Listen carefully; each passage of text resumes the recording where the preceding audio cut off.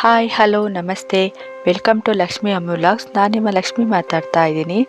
ಇವತ್ತಿನ ವಿಡಿಯೋದಲ್ಲಿ ನಾನು ಗುಲಾಬ್ ಜಾಮೂನ್ ಹೇಗೆ ಮಾಡೋದು ಅಂತ ತೋರಿಸ್ತಾ ಇದ್ದೀನಿ. ಆಲ್ಮೋಸ್ಟ್ ಎಲ್ಲರೂ ಗೊತ್ತಿರುತ್ತೆ. ಸೊ ಸ್ವಲ್ಪ ಡಿಫ್ರೆಂಟಾಗಿ ಮಾಡೋದನ್ನು ತೋರಿಸ್ತಾ ಇದ್ದೀನಿ ಅಷ್ಟೇನೆ. ಸೊ ವಿಡಿಯೋ ಎಲ್ಲೂ ಸ್ಕಿಪ್ ಮಾಡಿದೆ ಕೊನೆ ತನಕ ನೋಡಿ. ಹಾಗೆ ಲೈಕ್ ಕೊಡೋದನ್ನು ಮರಿಬೇಡಿ. ನಿಮ್ಮ ಫ್ರೆಂಡ್ಸ್ ಫ್ಯಾಮಿಲಿ ಕೂಡ ಶೇರ್ ಮಾಡಿ. ನಾನು ಹಾಕೋ ಫಸ್ಟ್ ವಿಡಿಯೋ ನೀವೇ ನೋಡ್ಬೋದು. ತುಂಬ ಸಾಫ್ಟಾಗಿರುತ್ತೆ, ತುಂಬ ಟೇಸ್ಟಿಯಾಗಿ ಕೂಡ ಇರುತ್ತೆ ಈ ಗುಲಾಬ್ ಜಾಮೂನು. ಸೊ ಬನ್ನಿ ವಿಡಿಯೋ ಈಗ ಸ್ಟಾರ್ಟ್ ಮಾಡೋಣ. ನಾನಿಲ್ಲಿ ಗುಲಾಬ್ ಜಾಮೂನ್ ಪ್ಯಾಕೆಟ್ನ ತೊಗೊಂಬಂದಿದ್ದೆ. ಆ ಗುಲಾಬ್ ಜಾಮೂನ್ ಪ್ಯಾಕೆಟ್ ಪುಡಿನ ಕಟ್ ಮಾಡಿ ಹಾಕ್ಕೊತಾ ಇದ್ದೀನಿ. ಚೆನ್ನಾಗಿ ಸ್ವಲ್ಪ ಹೊತ್ತು ಪುಡಿ ಮಾಡಿಕೊಂಡು ಅದಕ್ಕೆ ಈಗ ಸ್ವಲ್ಪನೇ ಹಾಲು ಹಾಕ್ಕೊಂಡು ಕಲಿಸ್ಕೊತಾ ಇದ್ದೀನಿ. ಹಾಲಿಲ್ಲ ಅನ್ನೋರು ನೀರು ಕೂಡ ಹಾಕ್ಕೊಂಡು ಕಲಿಸ್ಕೊಬೋದು, ಏನೂ ಆಗೋದಿಲ್ಲ, ಚೆನ್ನಾಗಿರುತ್ತೆ.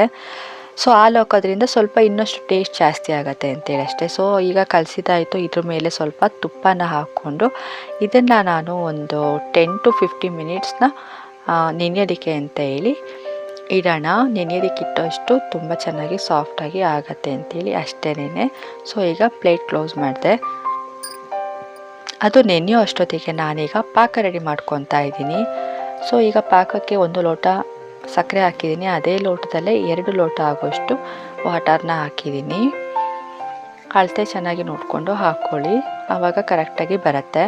ಈಗ ನಾನು ಇದಕ್ಕೆ ಏಲಕ್ಕಿ ಪುಡಿ ಮಾಡ್ಕೊಂಡಿರೋದು ಅದನ್ನು ಹಾಕಿದ್ದೀನಿ. 4 ಏಲಕ್ಕಿ ತೊಗೊಂಡು ಈಗ ಇದನ್ನು ಹಾಗೆ ತಿರುಗಿಸ್ತಾ ಬರೋಣ. ಪಾಕ ಆಗಬೇಕು. ಒಂದೇಳೆ ಪಾಕ ಬಂದರೆ ಇದು ಸಾಕು. ಸಕ್ಕರೆ ಈಗ ಎಲ್ಲ ಕರಗ್ತಾ ಇದೆ, ಸ್ಮೆಲ್ಲು ಕೂಡ ಬರ್ತಾ ಇದೆ. ಏಕೆಂದರೆ ಏಲಕ್ಕಿ ಹಾಕಿದ್ದೀವಲ್ಲ, ಪಾಕ ಹಾಗೇನೆ ಪಾಕ ಜೊತೆ ಏಲಕ್ಕಿ ಅದು ಮನೆಯೆಲ್ಲ ಹರಡ್ಕೊಂಡ್ಬಿಡತ್ತೆ. ಸೊ ಈಗ ಪಾಕ ಆಗ್ತಾ ಇದೆ, ಅದು ಕೂಡ ನೆನೀತಾ ಇದೆ ಹಿಟ್ಟು.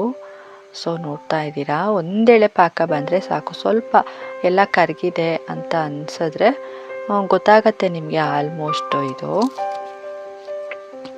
ಇವಾಗ ನಾನು ಇದಕ್ಕೆ ಸ್ವಲ್ಪ ಕೇಸರಿ ಪುಡಿನ ಹಾಕ್ತಾ ಇದ್ದೀನಿ. ಇದ್ರೆ ಹಾಕ್ಕೊಳ್ಳಿ, ಇಲ್ಲಾಂದರೆ ಸ್ಕಿಪ್ ಮಾಡ್ಬೋದು, ಅದೇನು ಅಷ್ಟು ಇಂಪಾರ್ಟೆಂಟ್ ಅಲ್ಲ. ಸೊ ಈಗ ಅದು ಪಾಕ ಬರ್ತಿದೆ, ಸಾಕು ಇಷ್ಟು ಬೇಯಿಸ್ಕೊಂಡಿರೋದು. ಇವಾಗ ನಾನು ಗ್ಯಾಸ್ ಸ್ಟವ್ನ ಆಫ್ ಮಾಡಿಕೊಂಡು ಇದು ಫುಲ್ ತಣ್ಣಗಾಗಬೇಕು, ಅದನ್ನು ಸೈಡಲ್ಲಿ ಇಟ್ಕೊಂಬೇಡ. ಇವಾಗ ಇದು ಆಗಿದೆ 15 ಮಿನಿಟ್ಸು, 20 ಮಿನಿಟ್ಸೇ ಆಗೋಯ್ತು ಆಲ್ಮೋಸ್ಟು. ಇವಾಗ ನಾನು ಇದನ್ನು ಸ್ವಲ್ಪನೇ ತೊಗೊಂಡು ಚೆನ್ನಾಗಿ ನಾದ್ಕೊಬೇಕಾಗತ್ತೆ ಈ ಥರ. ಆಮೇಲೆ ಸ್ವಲ್ಪನೇ ಉಂಡೆಗಳನ್ನ ಮಾಡ್ಕೊಬೇಕಾಗತ್ತೆ. ಚಿಕ್ಕದಾಗಿ ಮಾಡ್ಕೊಬೇಕು, ಒಂದು ಹೆಬ್ಬೆಟ್ಟಿನ ಗಾತ್ರ ಅಂತಾರಲ್ಲ ಅಷ್ಟು ಮಾಡ್ಕೊಬೇಕು. ಏಕೆಂದರೆ ಇದು ಮತ್ತೆ ನೀವು ಎಣ್ಣೆಯಲ್ಲಿ ಕರಿತೀರಾ, ಆಮೇಲೆ ಪಾಕದಲ್ಲಿ ಹಾಕ್ತೀರಾ, ಆವಾಗ ದಪ್ಪ ಆಗುತ್ತೆ. 2 ಟೈಮ್ಸ್ ಹಾಕೋದ್ರೆ 2 ಟೈಮ್ಸೂ ದಪ್ಪ ಆಗುತ್ತೆ. ಆದ್ದರಿಂದ ಆವಾಗ ಹೊಡೆದೋಗ್ಬಿಡತ್ತೆ. ಸೊ ನೋಡಿ, ಇಷ್ಟು ಚಿಕ್ಕದಾಗೆ ಮಾಡ್ಕೊಬೇಕಾಗತ್ತೆ. ಇನ್ನೂ ಚಿಕ್ಕದಾಗಾದರೆ ಇನ್ನೂ ಚಿಕ್ಕದಾಗೆ ಮಾಡ್ಕೊಳ್ಳಿ, ಏನೂ ಪ್ರಾಬ್ಲಮ್ ಇಲ್ಲ. ಏಕೆಂದರೆ ಮಕ್ಕಳು ಅಥವಾ ದೊಡ್ಡವ್ರು ಎರಡೆರಡು ತಿಂದ್ರೂ ಓಕೆ, ಪರವಾಗಿಲ್ಲ, ಚೆನ್ನಾಗಿರುತ್ತೆ. ಸೊ ಹೊಡ್ಕೊಬಾರ್ದು, ಅದು ಚೆನ್ನಾಗಿ ಬರಬೇಕು ಅಂತ ಹೇಳಿ ಇಷ್ಟು ಚಿಕ್ಕದಾಗಿ ಮಾಡ್ಕೊಂಡಿದ್ದಾಯಿತು. ಸೊ ಈಗ ನಾನು ಎಣ್ಣೆ ಇದೆ ಕಾಯೋದಕ್ಕೆ ಆಲ್ರೆಡಿ ಇಟ್ಟಿದ್ದೀನಿ. ಸೊ ಎಣ್ಣೆ ಈಗ ಕಾದಿದೆ. ಇದ್ರೊಳಗಡೆ ಇದನ್ನು ಹಾಕ್ತಾ ಹೋಗೋಣ ಒಂದೊಂದೇ. ಒಂದು 10 ಮಿನಿಟ್ಸಲ್ಲಿ 10 ಮಿನಿಟ್ಸ್ ಆಗೋಲ್ಲ, ಒಂದು 15 ಮಿನಿಟ್ಸಲ್ಲಿ ನೀವು ಇದನ್ನು ಬೇಗ ಮಾಡ್ಕೊಬೋದು ಈಸಿಯಾಗಿ. 15 ಮಿನಿಟ್ಸಲ್ಲಿ ನಿಮಗೆ ಗುಲಾಬ್ ಜಾಮೂನ್ ರೆಡಿ ಆಗುತ್ತೆ. ಯಾರಾದರೂ ಗೆಸ್ಟ್ ಬಂದಿರಲಿ ಅಥವಾ ನಿಮಗೇ ಮನೆಯಲ್ಲಿ ಏನಾದರೂ ಫಂಕ್ಷನ್ ಇದ್ದರೆ ತಿನ್ನಬೇಕು ಅನಿಸಿದ್ರೆ ಏನಾದರೂ ಇದನ್ನು ಮಾಡ್ಕೊಬೋದು. ಸೊ ನೋಡಿ, ಈ ಥರ ತಿರ್ವಾಕೊಬೇಕಾಗತ್ತೆ. ಗುಲಾಬ್ ಜಾಮೂನ್ ಇಷ್ಟು ಕಲರ್ ಬಂದರೆ ಸಾಕು. ಇವಾಗ ನಾನು ಇದನ್ನು ಸೈಡಿಗೆ ಎತ್ತಿಟ್ಕೊತಾ ಇದ್ದೀನಿ. ಹಾಗೆ ಇನ್ನು ಮಿಕ್ಕಿರೋದು ಕೂಡ ಹಾಗೆ ಹಾಕ್ತಾ ಇದ್ದೀನಿ. ಸೊ ಇದು ಫುಲ್ ಬೇಯಬೇಕು ಅಂದರೆ ಈ ಥರ ಆ ಕಡೆ ಈ ಕಡೆ ಇದು ಮಾಡ್ತಾ ಇರಬೇಕಾಗತ್ತೆ. ಆವಾಗ 2 ಸೈಡ್ ಕೂಡ ಚೆನ್ನಾಗಿ ಬೇಯುತ್ತೆ ಇದು. ಸೊ ನೋಡ್ತಾ ಇದ್ದೀರಾ, ಕಲರೆಲ್ಲ ಇಷ್ಟು ಚೆನ್ನಾಗಿ ಬರ್ತಿದೆ ನೋಡಿ. 2ನೇ ಸತಿ ಚೆನ್ನಾಗಿ ಬಂತು, ಫಸ್ಟ್ನೇ ಸತಿ ಸ್ವಲ್ಪ ಇದಾಯಿತು. ಸೊ ಈಗ ಇದೆಲ್ಲ ಸೈಡಿಗೆ ಎತ್ತಿಟ್ಕೊಂಡು ಇದು ಫುಲ್ ಆರಬೇಕು, ತಣ್ಣಗಾಗಬೇಕು. ಒಳಗಡೆ ಎಲ್ಲ ನೋಡಿ ಎಷ್ಟು ಚೆನ್ನಾಗಿ ಬೆಂದಿದೆ. ಹಾಗೆ ತಿಂದ್ಬಿಡ್ಬೋದು ಅನಿಸುತ್ತೆ. ಪಾಕ ಕೂಡ ಆರಿದೆ. ಇವಾಗ ನಾನು ಇದಕ್ಕೆ ಆ್ಯಡ್ ಮಾಡಿ ಒಂದು 5 ನಿಮಿಷ ಇದು ನೆಂದರೆ ಸಾಕು, ಮೇಲೆ ಬರುತ್ತೆ. ಸೊ ನೋಡಿ, ಎಲ್ಲ ಮೇಲೆ ಬಂದಿದ್ದಾವೆ ನೆಂದು ತಣ್ಣಗೆ ಇದಾಗಿ. ಇವಾಗ ಇದನ್ನು ಸರ್ವ್ ಮಾಡಿಕೊಂಡು ತಿನ್ನೋದು ಅಷ್ಟೇ. ಗುಲಾಬ್ ಜಾಮೂನ್ ರೆಡಿ ಆಗಿದೆ.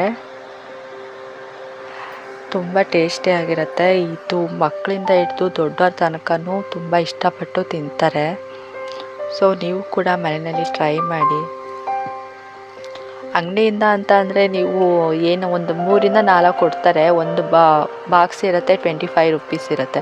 ಅದೇ ನೀವು 30 ರುಪೀಸ್ಗೆ ತೊಗೊಂಬಂದು ಈ ಥರ ಮಾಡೋದ್ರಿಂದ ಏನಿಲ್ಲ ಅಂದರೂ ಮಿನಿಮಮ್ 30 to 40 ತನಕ ಪೀಸ್ಗಳು ನೀವು ಮಾಡ್ಕೊಬೋದು. ಈ ಥರ ನೀವೇ ನೋಡಿದ್ರಿ ನಾನು ಇಷ್ಟು ಚಿಕ್ಕದಾಗಿ ಮಾಡಿದ್ದೆ. ಸೊ ಕರೆಕ್ಟಾಗಿ ಪರ್ಫೆಕ್ಟಾಗಿ ಬಂದಿದೆ. ರೌಂಡ್ ಶೇಪ್ ಆಗಿರ್ಬೋದು, ಒಳಗಡೆ ಕೂಡ ತುಂಬ ಚೆನ್ನಾಗಿ ಬೆಂದಿದೆ. ನಾನಿದು ಒಂದು ಓಪನ್ ಮಾಡಿ ತೋರಿಸ್ತೀನಿ ನಿಮಗೆ ನೋಡಿ. ಎಲ್ಲೂ ಏನೂ ಒಡ್ಕೊಂಡಿಲ್ಲ. ಇದು ಚೆನ್ನಾಗಿ ನಾವು ಹೇಗೆ ರೌಂಡ್ ಶೇಪ್ ಮಾಡಿ ಹಾಕಿದ್ದೀವೋ ಅದೇ ಥರ ಇದೆ. ಸೊ ಇದು ಟಿಪ್ಸ್ ಅಂತ ಅಂದರೆ ರೌಂಡ್ ಮಾಡ್ಕೊಳ್ಳೋದು ನೀವು ಚಿಕ್ಕದಾಗಿ ಮಾಡ್ಕೊಬೇಕಾಗತ್ತೆ. ಆವಾಗ ನಿಮಗೆ ಒಳಗಡೆ ಎಲ್ಲ ಚೆನ್ನಾಗಿ ಬೇಯುತ್ತೆ. ಸೊ ಪಾಕ ಕೂಡ ಒಳಗಡೆ ಚೆನ್ನಾಗಿ ಇಳಿಯುತ್ತೆ. ಎಲ್ಲೂ ಒಡ್ಕೊಳ್ಳೋಕ್ಕೆ ಹೋಗೋದಿಲ್ಲ. ಇದು ಸೀಲ್ ಬಿಟ್ಕೊಳ್ಳಲ್ಲ. ನಾವು ಇದನ್ನು ಪೀಸ್ ಮಾಡಿದ್ರೆ ಮಾತ್ರ ಇದು ಓಪನ್ ಆಗುತ್ತೆ. ಸೊ ನೋಡ್ತಾ ಇದ್ದೀರಾ. ವಿಡಿಯೋ ಇಷ್ಟ ಆಗಿದ್ದರೆ ಲೈಕ್ ಕೊಡೋದನ್ನು ಮರಿಬೇಡಿ. ನಿಮ್ಮ ಫ್ರೆಂಡ್ಸ್ ಫ್ಯಾಮಿಲಿ ಕೂಡ ಶೇರ್ ಮಾಡಿ. ನಾನು ಹಾಕೋ ಫಸ್ಟ್ ವಿಡಿಯೋ ನೀವೇ ನೋಡ್ಬೋದು. ಸೊ ನೆಕ್ಸ್ಟ್ ವಿಡಿಯೋದಲ್ಲಿ ಸಿಗ್ತೀನಿ. ಅಲ್ಲಿವರೆಗೂ ಬಾಯ್.